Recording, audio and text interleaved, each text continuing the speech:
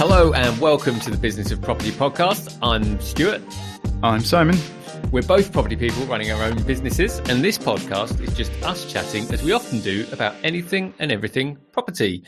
And Simon, we were just talking about our recent goals that we set at the start of the year and have changed. And something we talked about for a little amount of that time was your current predicament around your goals of selling a property to fund other properties, but then sort of having some reticence around that and also remortgaging, and that led us on to quite an interesting conversation about the current SDLT. But so where are you currently at mindset? What are you thinking? Well, we recorded our goals for 2020 sort of review episode a couple of weeks or so ago now. Yeah. And since then, I've been thinking about some of the things you were saying or interrogating me on as to why I wasn't taking out potential remortgage earlier and having that cash in reserve and ready to deploy. And I had said that I didn't want to have the cash sitting around and costing money when I didn't think there was any risk in waiting. But more and more, I've been thinking perhaps I should get that sorted out, because it will inevitably take some time, probably a few weeks, perhaps a little longer. And once that's completed, I will have the cash reserves ready to go and deploy to something else. And that inevitably puts me in a stronger position when negotiating to purchase something. I can go along and say, here's my offer for X, and here's proof of deposit funds, and let's go, as opposed to saying, here's my offer for X, and I just need to go and do a remortgage before I've got my deposit ready, which inevitably sounds a lot weaker. Yeah, exactly, and less tempting for the seller. So over these couple of weeks, your words have been going through my head repeatedly, and well, that's a worry for anyone. and slowly winning your argument for you. So I had arrived, I think, at the conclusion that I would start that in motion. However, then news this weekend threw a spanner in that works. So as we're recording, news has just been announced this weekend that an apparent stamp duty holiday is being considered. Now, the I was going to say announcement, but it's not an announcement yet. It's rumours and hearsay, and possibly interested parties sort of whipping up sort of motion in the direction they want. That maybe there would be a stamp duty holiday announced by the Chancellor this week. Maybe to come into effect straight away, or maybe to come into effect in the autumn. And this throws up all sorts of potential changes in the property market.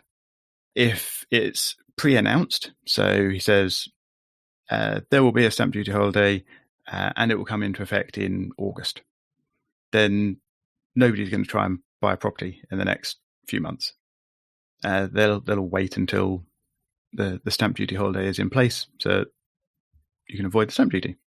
And then there'll be a little surge after that to actually make purchases, and there'll be a little bubble, presumably, in the property market from that. Alternatively, he'll say, yes, there is a stamp duty holiday, and it's starting immediately, in which case there'll be that little bubble now. So now I'm thinking, when is the right time to time the ability to purchase? I had been thinking that it would be sort of towards the end of this year. The sort of pent-up pressure from lockdown, as it would have eased a little bit, and we'll be heading into the winter months, which are always slower anyway in the property market. So I was thinking around that time would be probably an okay or good time to be thinking about buying. But now this pre-announcement or rumour or whatever of stamp duty holidays has thrown a bit of a spanner into the works of my thinking there. The other thing around that is I strongly suspect any stamp duty holiday will not apply to second homes. I can't imagine that they're going to give away significant tax revenue from property investors. So it will probably, the actual stamp duty saving probably won't be available to me as a property investor. It's probably only the property market changes that would have the effect. So I don't know, Stuart, what do you think? Do you think these are all just crazy rumours and the Chancellor's going to come out and deny it all, or what? Well, we don't know is the answer, isn't it? And obviously, by the time this airs, we will know. But it seems unlikely that it's only rumour. So hopefully, there will be some substance to it. My first question for you is just around. So the next action for you is if you are going to buy is about releasing some funds from that property. So nothing's stopping you from doing that. So where are you? Is that what you're going to do? So I was thinking that I'd be trying to buy towards the end of this year, so autumnish time, and hence I would either be remortgaging at that point, and then I've been coming around to the idea of remortgaging now-ish to then have the funds ready for that. However, if there are stamp duty holidays going on that are messing with the market, I might not want to buy towards the end of this year. And hence, if I'm not buying then, I'm looking more at buying at the beginning of next year, then I don't really want the funds sat around for 6 months. I mean, if they're sat around for 2-3 months, that's some cost in paying that interest, but it's a lot less than if they're sat around for 6 to 9 months before I'm ready to redeploy them. So hence this feeding into my remortgaging decision and putting doubt back in my mind as to whether I should do this now or whether I should wait. So it sounds like you're trying to do that very tricky thing, which is time the market, which I've always tried to avoid because, even those in the know, even the day traders, the best day traders struggle with it. So I think it's a tough one. I think for me, when people always ask me when the best time to buy is, I usually do say now is when I look to do it. But there is, of course, an obvious caveat that if we think, and I think where you're sort of coming from is the surge will lead to then a drop off. Is that what you're thinking, isn't it? Yes, exactly. Yeah. I'm sat here nodding for you on the video. I forget I have to say things to actually get it recorded. Sorry. Yeah. So, and that obviously I understand because that's where the opportunity is. I think, for me personally, but again, everyone has a different investment style because that's what we're talking about. I think for me, the cash is always king, isn't it? And just knowing that's ready for an opportunity. And I do actually invest primarily for cash flow, for cash returns. I don't invest with capital gains in mind. So in actual fact, I should probably be less concerned about trying to time the market and much more concerned about whether an individual deal actually stacks. So is there enough return on the cash that I put into a deal? So for me, I think I've mentioned this before, I typically look for 5% plus return on investment. And perhaps I should just be looking at that and not worry whether the prices are going up or down or looping around the place or whatever else. No, I was going to say, because we don't know, do we? And that's the thing. And the other thing I'm thinking about is the logistics of it. Just the bog standard basic stuff that we go through as property investors is, from a personal perspective, I'm just waiting for an agreement in principle to be completed for a potential purchase, which is 6 months away if it happens. But and it's on a new build, which is a longer time period for agreements in principle. So people might know them as agreements in principles or decision in principles, AIPs or DIPs. But I'm thinking on this one, we've had to go around the houses on a couple of things because I'm self-employed, as are you, and so that's, I think, a current count, I'm on 4 or 5 weeks of that. So I'm just thinking, even that, that's nearly a month and a half gone just from your AIP. So there's nothing to stop the wheels turning on the administrative elements. Yeah, indeed. And I should probably still get the wheels in motion, have things ready, and be out there looking for a decent deal that actually just stacks on numbers within itself, on its own cash returns, without worrying about timing the market. Timing the market is always something I've tried to suggest to others that you shouldn't do, or shouldn't put too much effort into. So perhaps I should listen to my own advice. Well, I was talking to someone else the other day, and this is the problem: is that I think I've heard it said that when you're inside the bottle, it's hard to read the label, and I think it's the same. It's very easy for me to sit there and also talk to other people about, this is how you should run your business, but inside my own business, sometimes I need to talk to someone and like you or somebody else, and they'll say, well, why don't you just do this? And I go, oh yeah, it's really simple, isn't it, when you put it that way? But so it's worth considering, just because at least I don't know the last time you went through this process of even just getting back on board with a broker and everything else. That's a very good question. So I've been using the same broker for many years now. So he has most of my details, although inevitably they need up-to-date details. So he will need a refresh of all the fund documentation and things that are needed to be provided these days. So you are self-employed? You do self-employed? Yeah. I am, yes, probably a broker's nightmare. So I have I have shares in multiple limited companies. I'm self-employed as well, as in I have a sort of business that is not a limited company, and I also have property investment as well. And some of that investment is on my own, and some of it is with family members as well. So yeah, I'm a mess in terms of trying to put together the details that are required. Yeah, so we share that. So that is the other thing, because the amount of paperwork, I think, given all of the current rules anyway, in terms of being able to write business, you still have to write business plans, P&L accounts, portfolio schedules, all of that takes time. Yeah, you're absolutely right, it does. And I haven't spoken to my broker for probably since 9 months or so ago. Yeah, I was talking to him about some potential remortgages on other properties towards the end of last year, where I in the end concluded that the amount that could potentially be released wasn't worth it, because it wouldn't add up to enough to actually do anything useful with. So yeah, and that was going on around the end of last year. So yeah, 6 to 9 months. So yeah, he'll definitely need all new information and new paperwork and things to be able to put things together for me. Yeah, and just coming back up to the high level again. So I completely forgot. Obviously, we're doing so much that I put a flat back on the market this week, which is a flat owned in personal names that my wife and I have had for 17 years. Is this on the market to sell or to rent? To sell.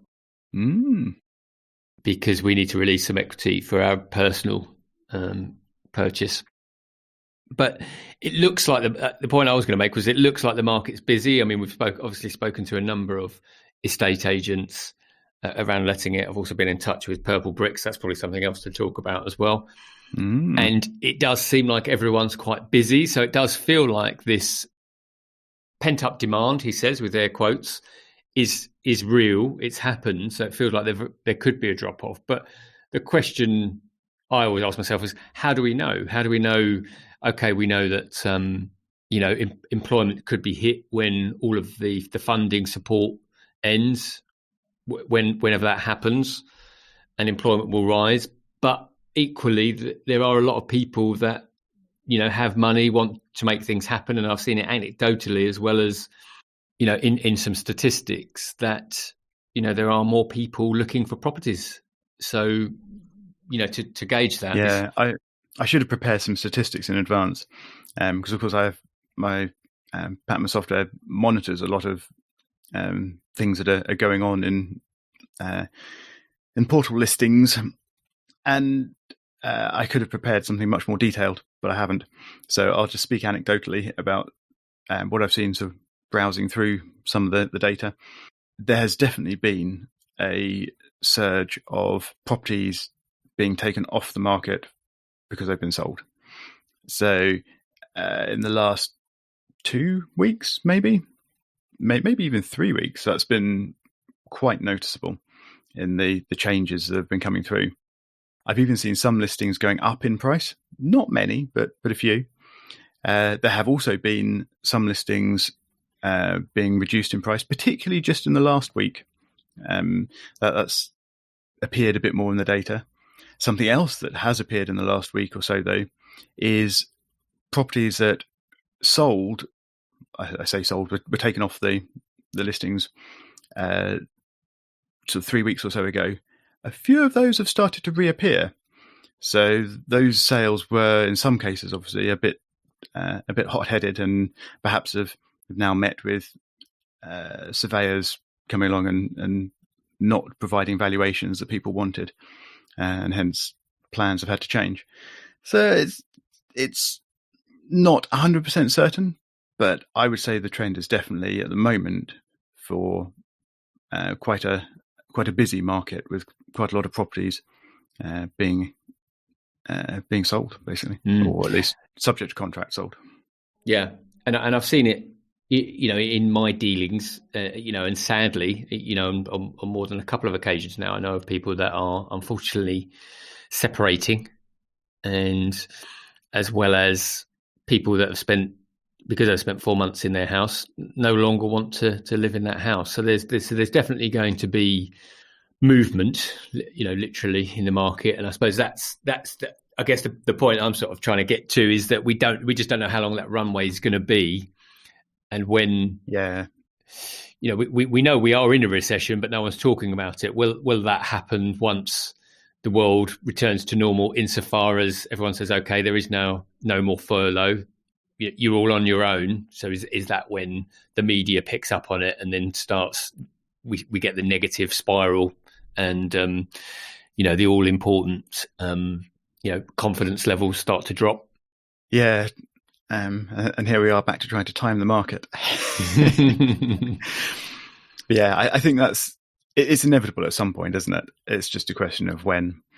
I saw an interesting snippet of data from I think this was German retail sales figures, and you could see, it was a graph, so you could see that they were sort of climbing over time. And there's massive drop, obviously, for their lockdown and the COVID effects. Yeah, and then a more than equal massive rise again as they've started to unlock things, such that it was actually above the previous trend. So not just recovery, but recovery beyond the previous trend of upwards motion. So there's possibility that it won't be too much sort of dip after that, if there is that much confidence left. Of course, the UK is a different market, and we've had a very different lockdown experience and a very, very different general COVID sort of survival experience, if you like. So we may be quite different from that market, but it goes to show that there was a lot of pent up pressure, and when it was released, it came back in full force, and they perhaps haven't lost anything during that time. I don't know what their sort of employment rates, employment figures are like, how they've managed the process of keeping jobs through COVID. So that might be interesting to compare. But yeah, maybe we'll get people bouncing back into normal life and continuing without too much effect. Well, let's hope so. Yeah, I think it would be good if it can, but I can't imagine it is actually really sustainable. There are, I think it was 3 million odd currently have had some kind of furlough support. I think it was something like that. I think it was about 3 million employees, and a bit over 1 million businesses have taken advantage of the furlough scheme. So there's a lot of people there who are currently uncertain about the future, even if right now perhaps they've got a bit more cash because they've been stuck at home, still being paid something, but not being able to spend much. Yeah. Yeah, like I say, that's when the rubber will hit the road. But ultimately, it brings us back around to, we don't know, and therefore, as a property investor, my view is, I think the bit I'll sort of underline as we draw the podcast to a close is that something you said, which always stays with me as an investor, is that if the deal stacks up, and we talk about deals and stacking, which is not my biggest thing, but if the property purchase holds value, as in, can I buy it for a good value? Will I get the yield I want? Is it in the right area? And do I think it will be occupied for the majority of the time? Then whether the prices fluctuate or not in the next year or 2 years, for me personally, doesn't matter. I'm looking, I genuinely look at a sort of 5 to 10 year time horizon. I said, but 5 to 10 years for me is what I'm looking at usually. I mean, like I say, the property I'm about to sell is 17 years old, so we've seen capital growth in that a few times. And again, for me personally, then that's the key thing. Of course, we're not going to buy a property if we think that property values are going to drop by 10 to 20% in the next 6 months. Of course not. But again, for me, if I'm looking at it and I think the value's about right, I mean, I've had a property purchase that we've talked about on this that's been on the cards for a year and a half now. So I think I had my offer accepted in January 2019. Now, I actually offered, I won't give all the details on that actually, because we're not far enough into it, but I offered, and they came back and said, well, you need to extend the lease, which I said, no, that's not what I agreed. You need to do that, because I wouldn't have. So, but fortunately, we've dealt with it all amicably, and it's going really well. However, COVID put a stop to it, and the lease extension, exacerbated the timeline. So now, like I say, we're now a year and a half into it, where we've hardly progressed. And I would say, in terms of percentages, the property price for me, increased by, let's say, 2%, which I was happy to accept. Now, other people could say, well, Stuart, but you could lose 20% on that property value. And that's true. I'm now thinking, well, there's a bit of a risk now if I go through and complete on this in the next month or 2 months. However, I'm so happy with the value because I know what I'm going to do to the property. In terms of, I know what its current condition is, I know what its future condition could be, and what its rental figures would be to me personally, and that makes me more confident, regardless. So even if the worst case scenario happens, and we did lose 20%, which I don't think that would happen, but if it did, I'd still say actually that will still rent what I want, because the rent won't change by that much. And so that's kind of how I work with it and reconcile these situations in my head. I think that's very sensible. And once you've got a mortgage, and I suppose if you're concerned about a sort of 10, 20% drop at the extreme, perhaps that would affect the kind of mortgage product you look at. So typically, if you're looking at a fixed rate mortgage that would then go on to quite a high standard variable, you would need to remortgage at that point. So at the point when you remortgage, you need to have fairly decent value in the property in order to still be able to maintain your loan to value. Really good point. So if you're thinking that there's going to be a big drop or a risk of a big drop, maybe you'd look at a more long-term product, either a much longer-term fix or perhaps a tracker or something on of that type. But apart from that, I think you can weather these things. So as you say, as long as the rent covers the outgoings and provides the return on investment that you're wanting, then so what if it drops 20%? And then for the next 10 years, it climbs 2, 3, 4% a year, depending on how quickly the recovery might be. And in order to get back to where you started, you have to keep it for 15, 20 years maybe. But property is a long-term game. So as long as it's generating you income throughout that time period and you don't get stuck in a remortgaging issue, then why not? And it still works. It still creates a return in the meantime. It's long-term wealth, and without climbing onto my soapbox, but then, given this stage of the podcast we're at, only diehard listeners are still here, so I feel comfortable in stepping up onto the soapbox.